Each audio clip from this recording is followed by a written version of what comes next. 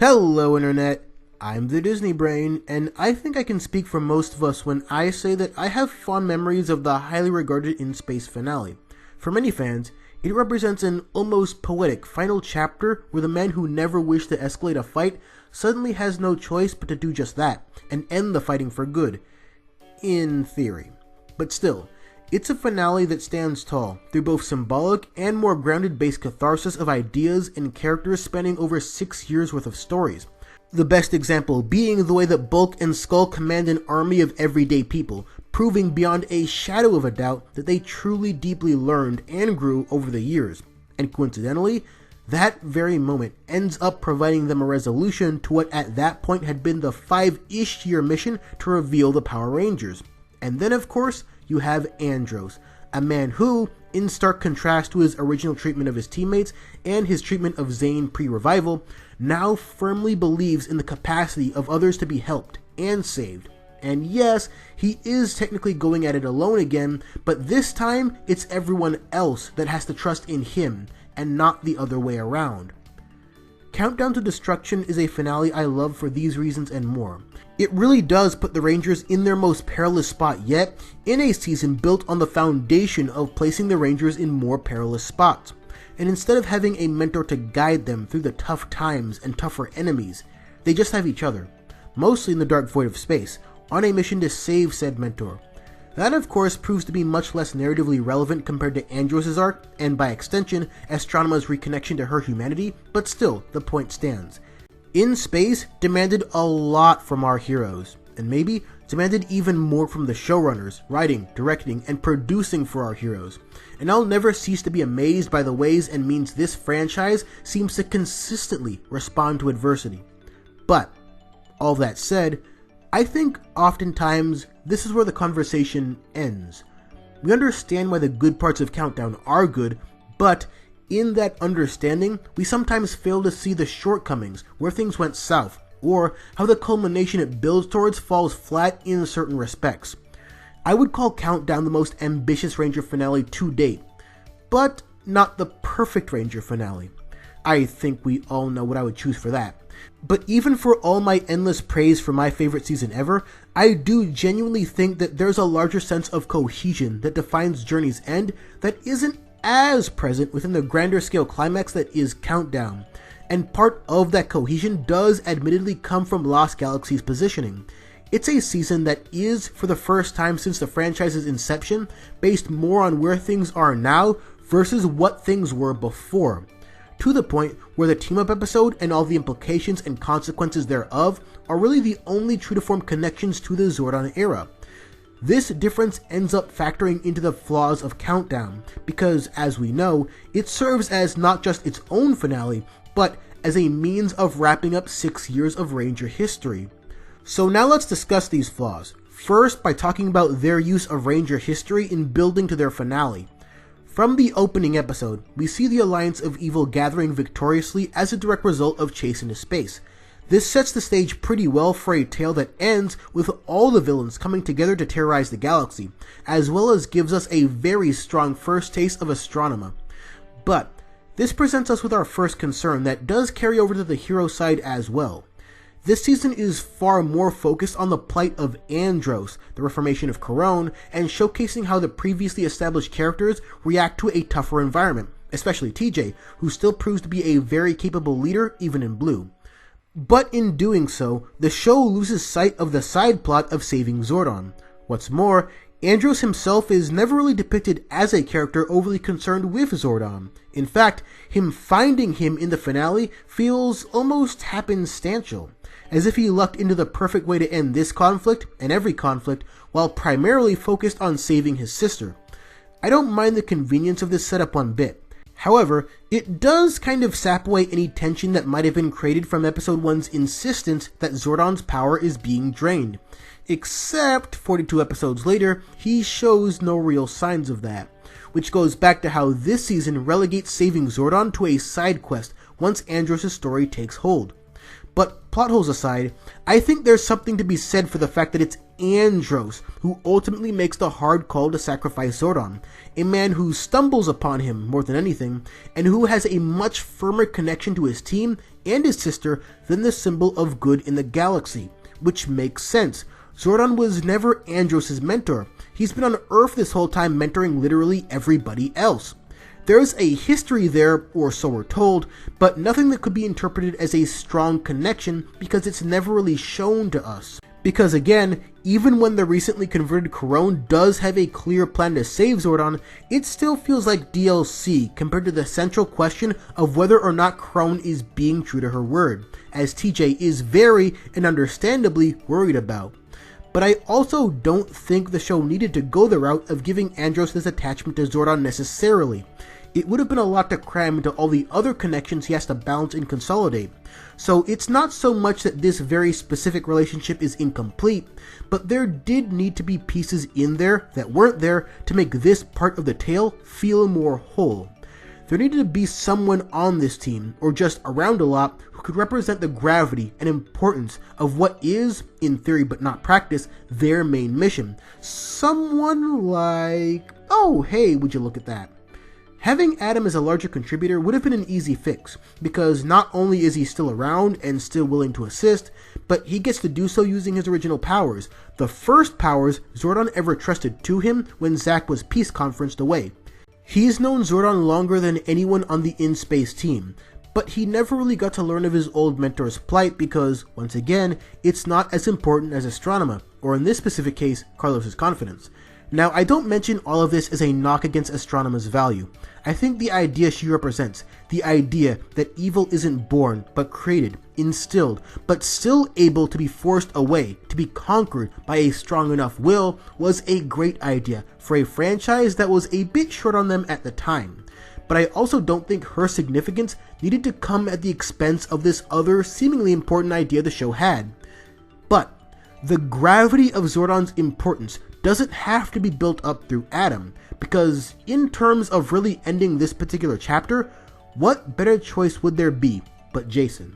After all, he was the first Ranger ever to listen to Zordon, not just hear him mind you, but really listen. His legacy really starts right then and there, initiated by the idea of him being considerably more invested in the chance to do more than his skeptical teammates. Not to say they didn't have reason to be skeptical, of course, but the point still stands. So if they could have brought back Jason, or even Tommy, you can construct the build-up to Zordon's eventual end in two different ways. Either by way of his first leader being the one he trusts to make the hardest call of his life, or by way of the man defined by his evil origins, as well as being the Ranger most familiar with Zordon's mentorship and methods. And throwing Tommy into the mix would also include some easy parallels to Astronema and her plight, so wins all around. But the point I'm trying to make here is that this episode, personnel-wise, kind of should have been what Legendary Battle was, at least the good parts of it. And it is a bit head-scratching when the biggest battle Earth has ever known is occurring in the backyard of the city most of the Rangers to that point have lived in at some point in their lives, and yet, nobody's here. Not even Justin comes back, despite the implication that he would, if needed. So it rings even more hollow when you realize that Andros, a great Ranger and better character, ends up as the only Ranger capable of making this call. Because he's making it from a mentor that he has less of a reason to care about than literally every other Ranger before him, except maybe the Phantom Ranger. And this misstep, I think, was easily fixable by way of either granting Andros a deeper connection to Zordon, or making it easy and enlisting anyone else to do it. Along the same lines, the villains also have a bit of a forced disconnect from this alliance that they formed. Despite the fact that all of them working together would put the Rangers in an impossible position, Dark Spectre allows Astronema to do everything herself and fail time and time again because, well, Ranger formula. So this alliance in name only until the very end would have felt a bit more interesting if they built up to eventually being aligned, but for real.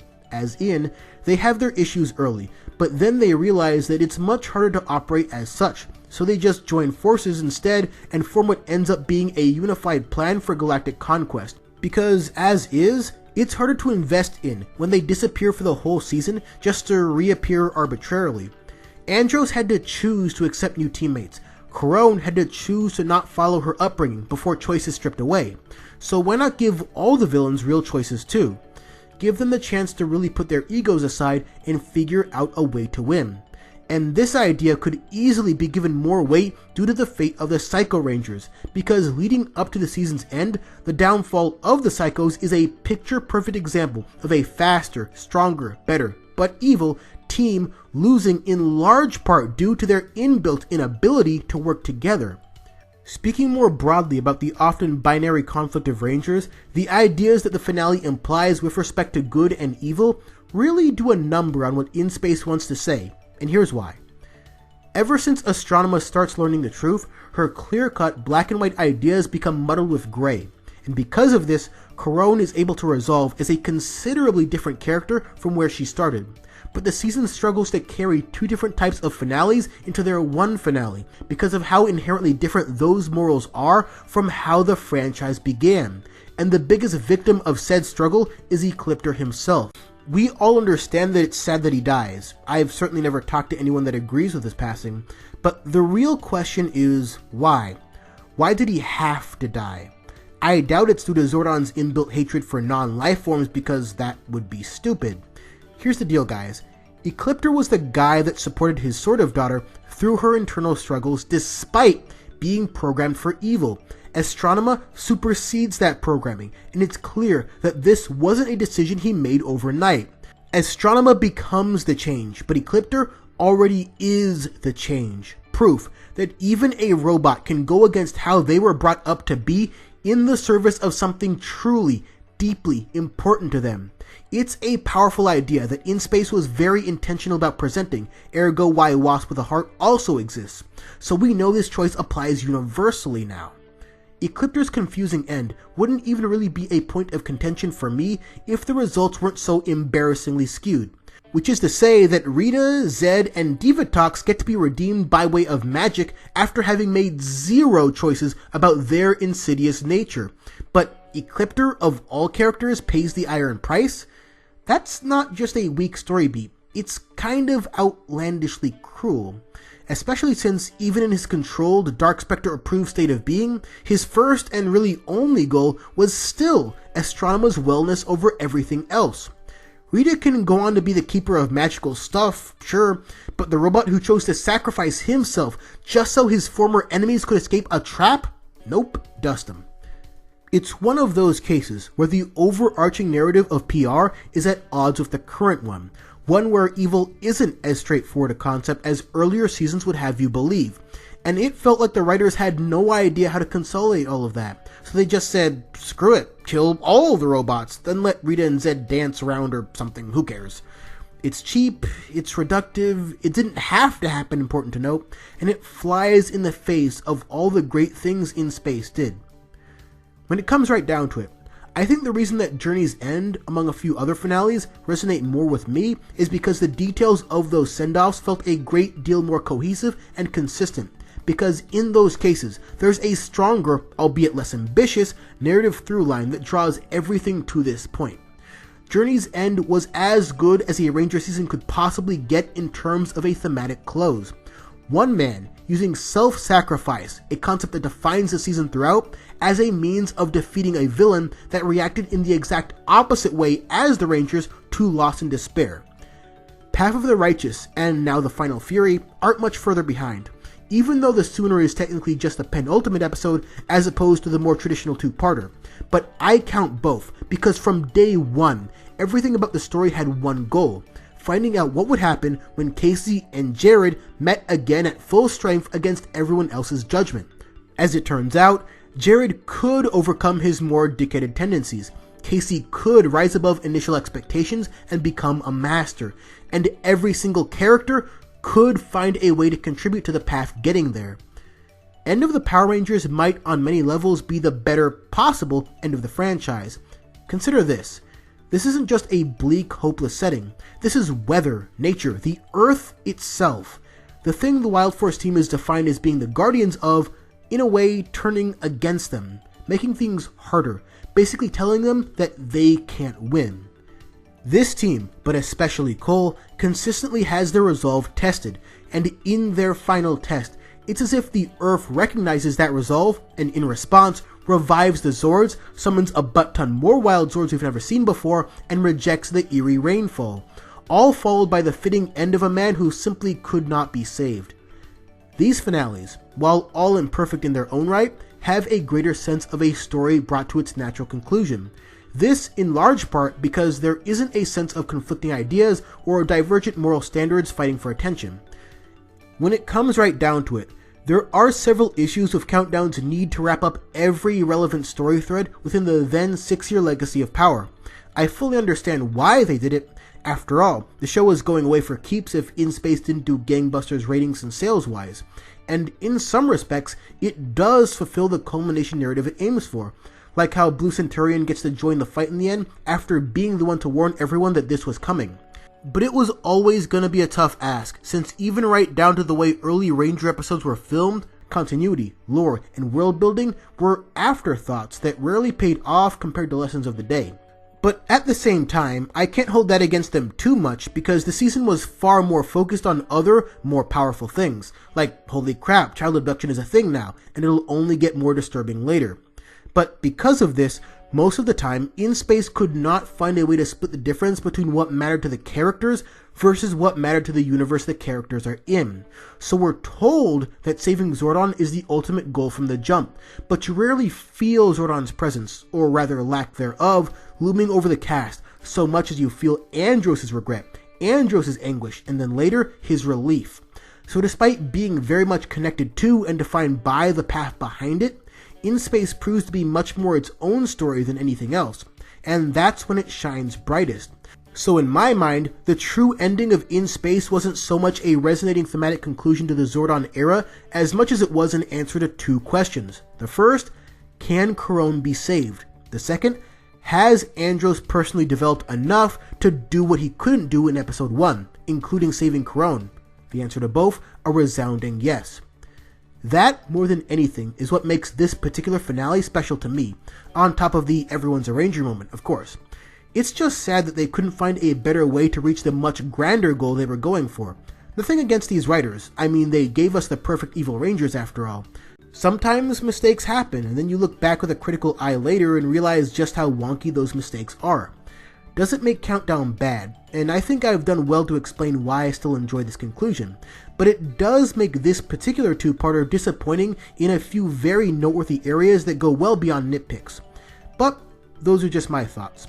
All of these videos are meant to foster your thoughts and encourage discourse. I know this is going to seem like an absurdist contrarian point of view for some, but let's really hear each other out and see if we can't come to some novel realizations and understandings. And then, yeah, sure, that thing, eventually. But before we talk about the Rangers from space, we're gonna break some new ground on this channel and discuss just how awesome space is. But until then, thanks for watching.